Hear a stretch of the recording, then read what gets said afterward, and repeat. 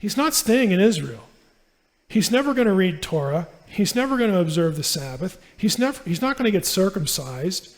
Okay? But his theology consists of one point that is the ultimate point. Who is the true God? So what does he ask the prophet for? Dirt. Can I take some dirt back? Load up my caravan with dirt.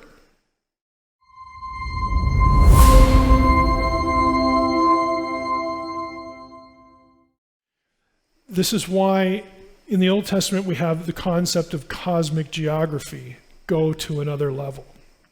There's this sense, well, if this is the way it is, then I can only be rightly related to the real God, the true God, Yahweh, if I'm in his land. So when I'm outside the land, that's dangerous. It's dangerous territory because it's under dominion of some other God.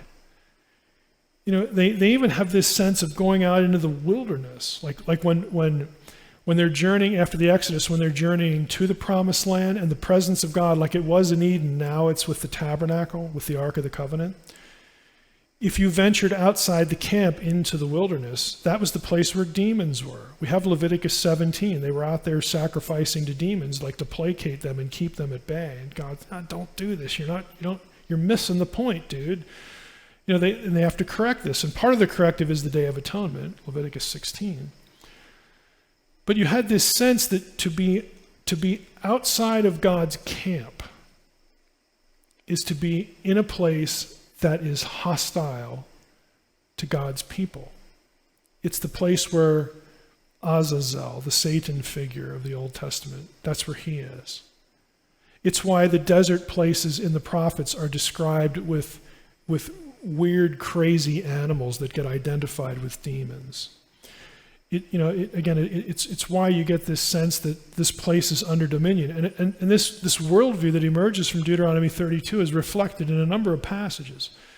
Naaman, when Naaman comes to Israel to speak with the prophet to be cured of leprosy, and he is cured, and he says, now I know that Yahweh is the God of all gods, and I will never worship another. What does he ask the prophet for on his trip back home? He's not staying in Israel. He's never going to read Torah. He's never going to observe the Sabbath. He's not going to get circumcised.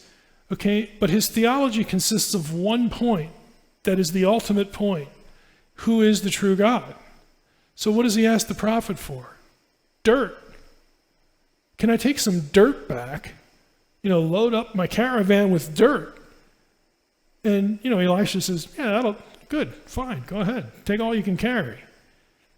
And we're not told what he's going to do with it, but he actually explains to Elisha, look, part of my job is I got to take the king.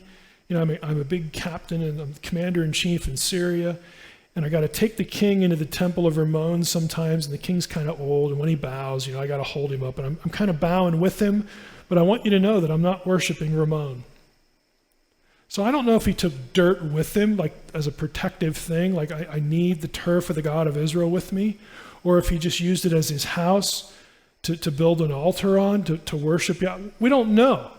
But the one thing we do know is that he ain't worshiping any other God. And Elisha says, good. That's good theology. It also shows faith.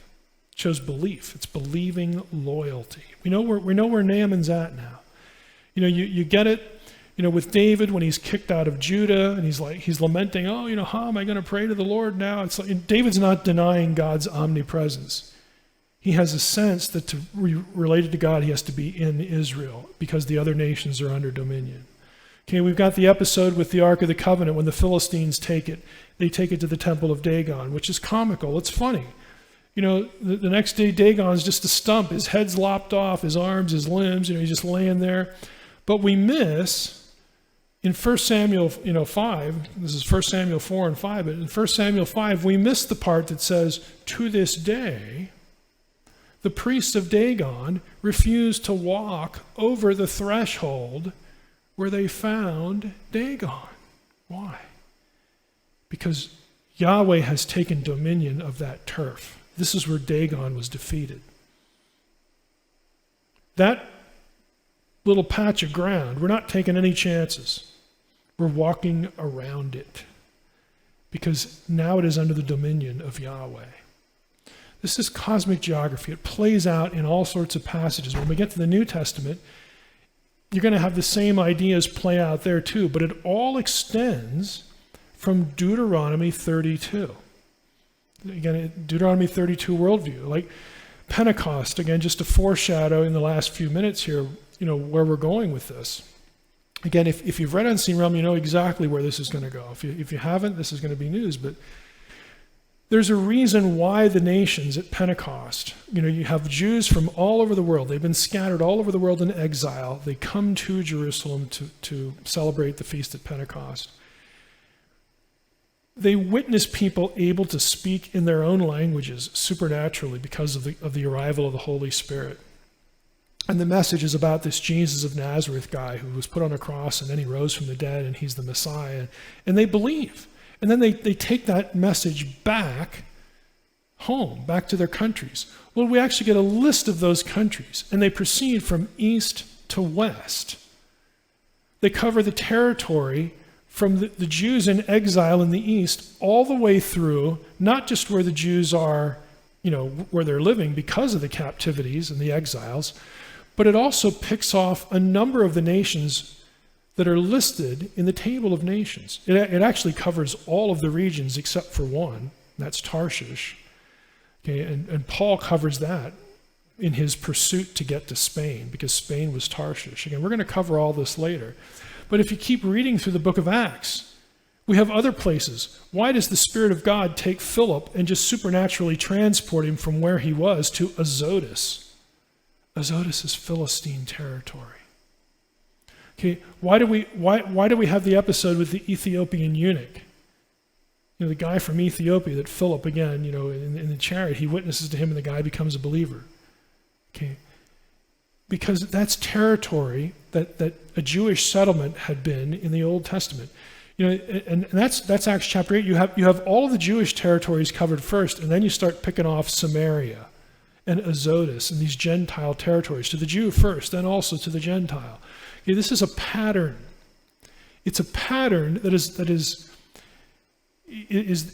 purpose of it is to announce that Jesus the Messiah was not just the Messiah of Israel and of the Jew. He is the Messiah of the entire world. He wants every nation to come back into the fold. And the business of the gospel is to get believers in all of the nations, extract them into God's family.